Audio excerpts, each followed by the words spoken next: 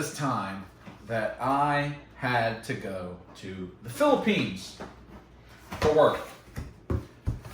Manila, specifically, was the place I had to go. Now, we're not exactly a small individual, and the Philippines is not exactly close to Atlanta, Georgia, where I live. So it's quite a trip. So, as one does, you pack efficiently, and a lot of stuff. Because this particular trip, I was going to be in the Philippines for 15 days. A long way from my home. A long way. So, packed all my stuff, put it in a car, headed to the airport. Hartsville Jackson International Airport, one of, if not the busiest airport in the world. A place I go many times.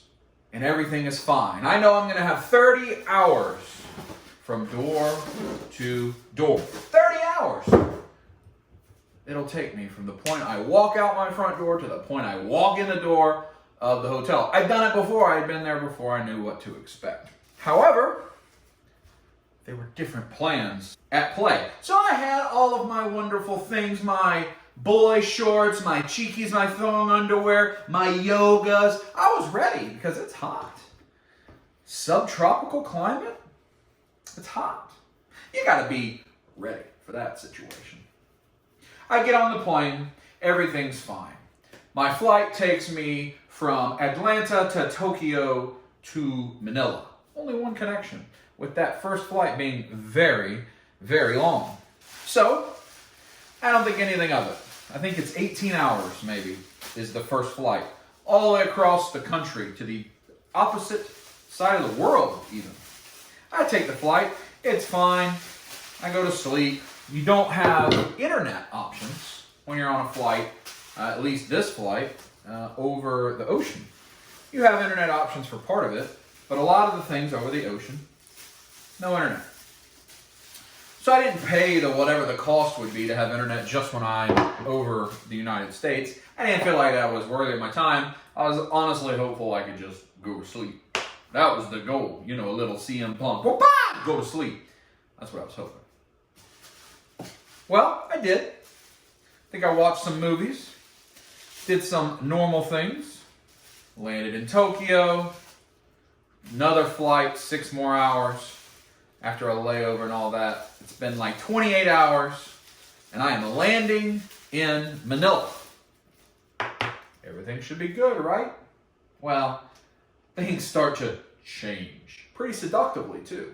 So I land in Manila. Like I mentioned, I had been there before. I had actually come the year before.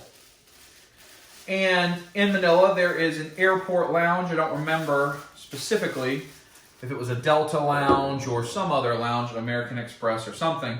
But it was a lounge that I was able to have access to for some reason. Some of the various travel-related reasons that I would have access to anything. I had been in that lounge before, last time I was in Manila, as I was leaving. I had been there. I had connected to their internet there before. Thus, apparently they hadn't changed the password since that time. And you know how your phones, your devices, they remember internet passwords and they try to log into them? You know what I'm talking about. The normal thing that happens. So we land and we're on the tarmac and we're driving by. And you know, I'm a little stir crazy. It's been a long trip. We're, like I said, 28 hours in. Been pretty painful. I am ready to get off this plane. Well, I turn on my phone, or my phone connects to the Wi-Fi. And all of a sudden, a bunch of emails start showing up, which I expected. I had not been connected to service for many hours. However, these were in the work email, and at the time I was landing in Manila, it was early. It was like 4 in the morning. And instead of doing what you should do, which is go oldest to newest, I just looked at the very newest email, the thing that was sitting there at the top. It was from my boss, my manager, senior vice president of the company. The email said, maybe Brian can sleep in the nude. And they can dry clean what he's wearing on the plane. That's it. That's the whole email. In the nude. So what do? I look at this email, I put my phone down, I say, I've been fired.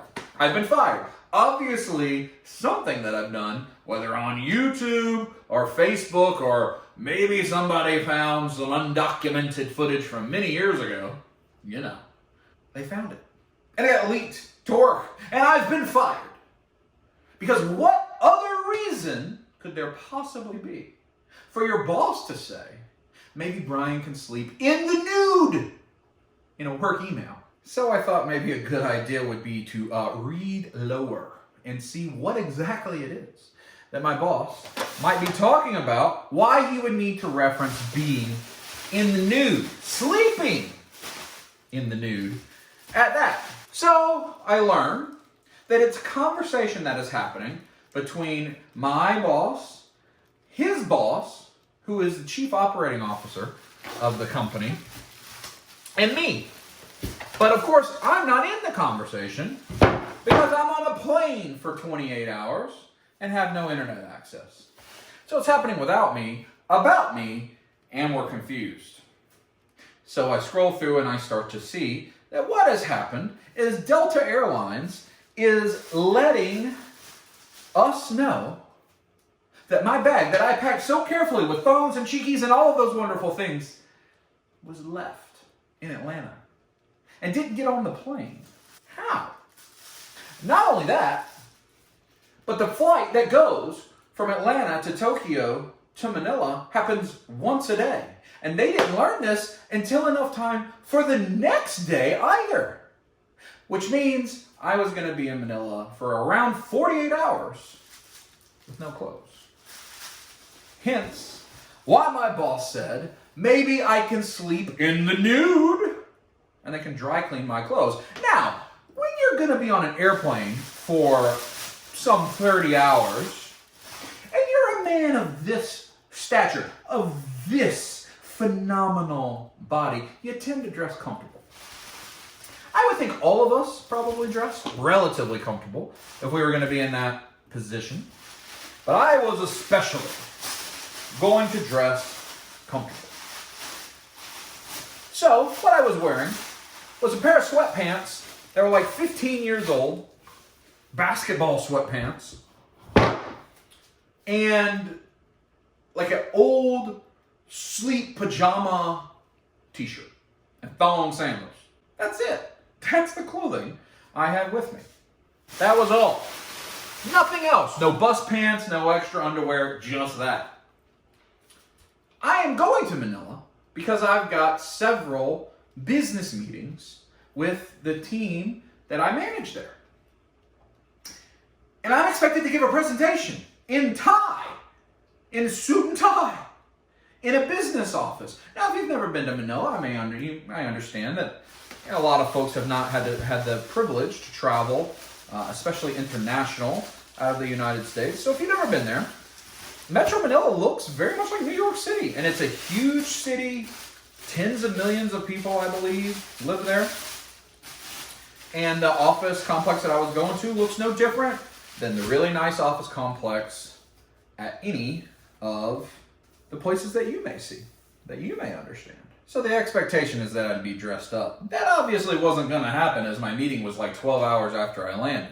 So I began to look through the thread and see what other conversations have been happening.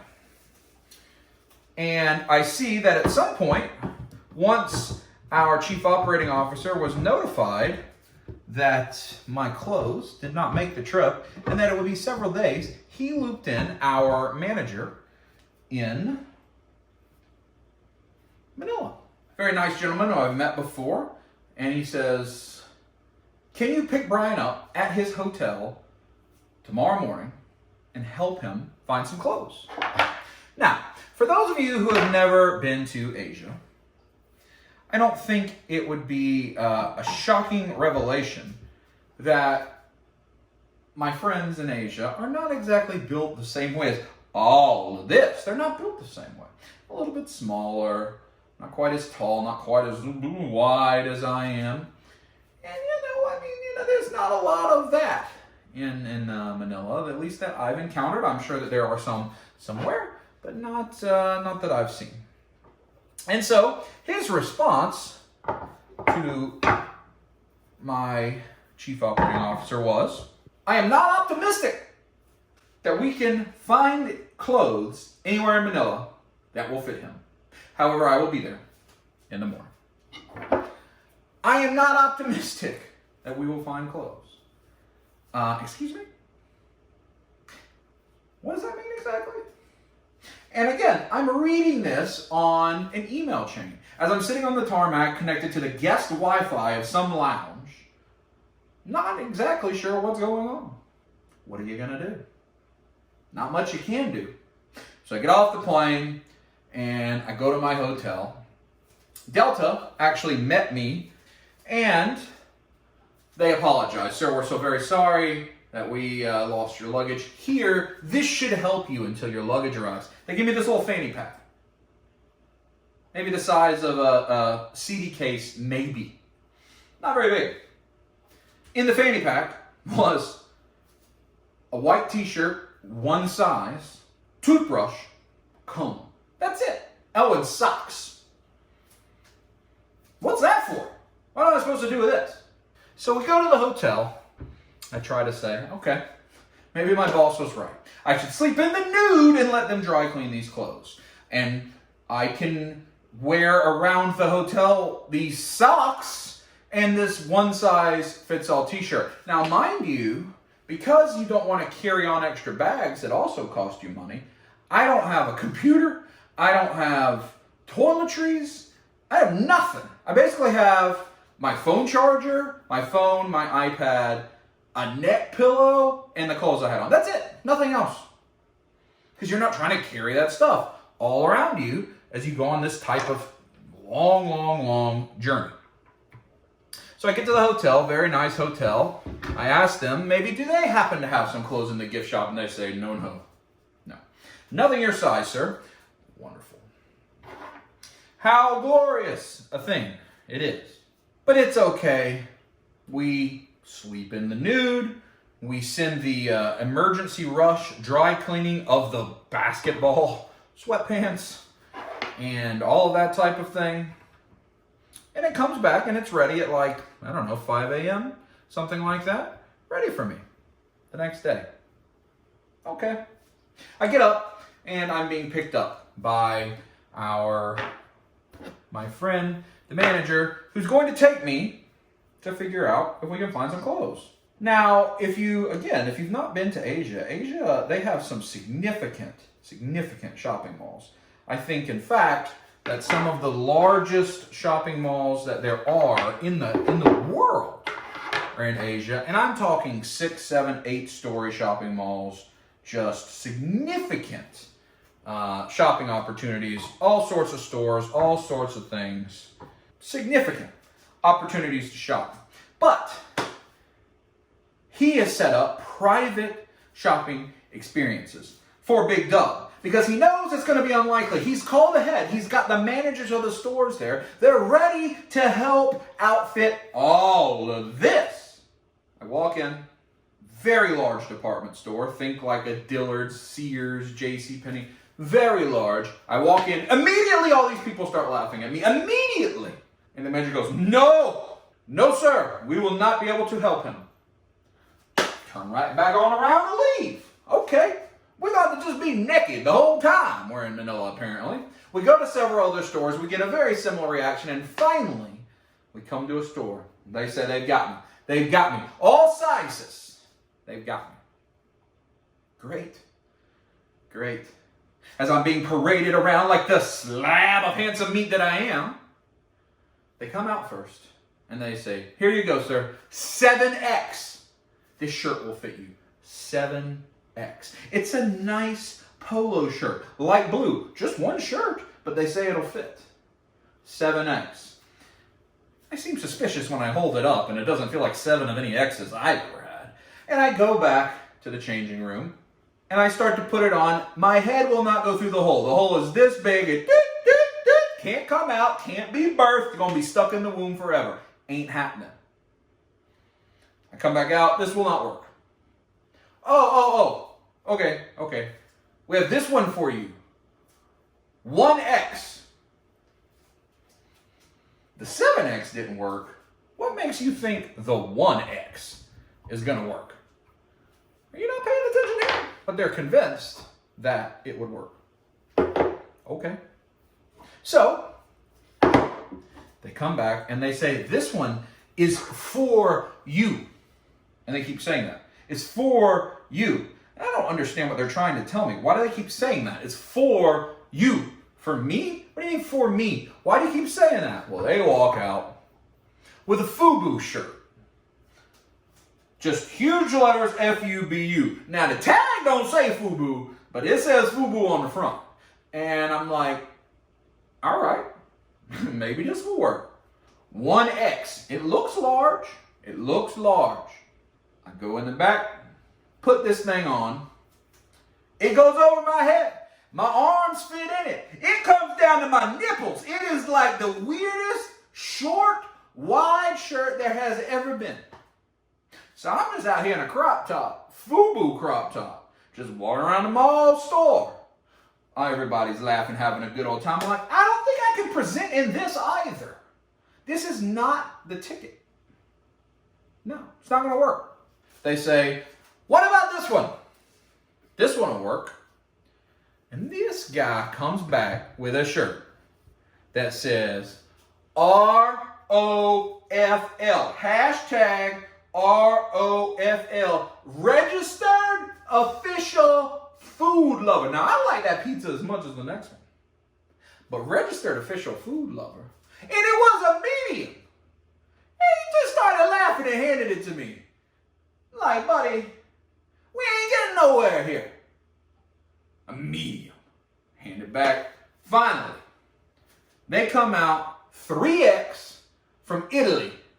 This ribbed V-neck, almost silky smooth, gray V-neck t-shirt, ribbed, very soft. 3X from Italy. So not Asian sizes, which I don't know if they're different or not, but they sure seem to be. I was being very confused. I put it on and it fits. Not great, but it fits. This'll work. Now what are we going to do about the pants? Sweatpants? Is that what we're going to do? Oh, we got you there. Swimming trunks.